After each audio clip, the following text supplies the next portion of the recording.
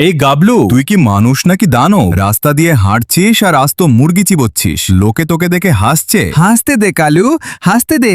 লোকে যত হাসবে আমার হজম তত ভালো হবে। আর এই নুন পোড়া মুরগির স্বাদ বুঝার ক্ষমতা তোর ওই ডায়েট করা মাথায় নেই। এভাবে খেতে থাকলে কয়েকদিন পর তোকে চেনার জন্য জিপিএস লাগবে। তুই তো আস্ত একটা পাহাড় হয়ে যাচ্ছিস। হাই গাবলুদা। হাই কালু। এই দেখো তোমার জন্য কি নিয়ে এসেছি। ওরে বাস রিয়া, এত সুন্দর জিনিস আগে আনোনি কেন? এটা কি আজকে রাতে ডিনার? আরে গাবলু ভাই, এটা তোমার হাতে রান্না করার জন্য নিয়ে এসেছে খাবার না।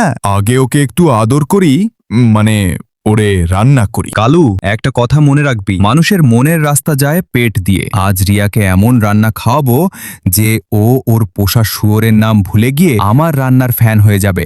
গাবলুদা, রান্নার গন্ধে তো পুরো পাড়া মৌ মৌ করছে। গাবলু যখন বটি হাতে নেয় তখন শুধু মাংস কাঁপে না, মানুষের ক্ষুধাও বাড়ে। Just wait and see. বন্ধুরা, এখানে আল্লাহ তাআলার নাম আর এখানে শয়তানের ছবি। যারা আল্লাহ তাআলাকে ভালোবাসো তারা লাইক দাও আর সাবস্ক্রাইব করো। উফ গাবলু ভাই, এই ক্রিস্পি রোস্টটা যা হয়েছে না, সিরিয়াসলি আপনি জাস্ট ফাটিয়ে দিয়েছেন। গাবলুদা, আমি তো ভাবতেই পারিনি তুমি এত ভালো রাঁধো। আমি কি এক টুকরো বাড়িতে নিয়ে যেতে পারি?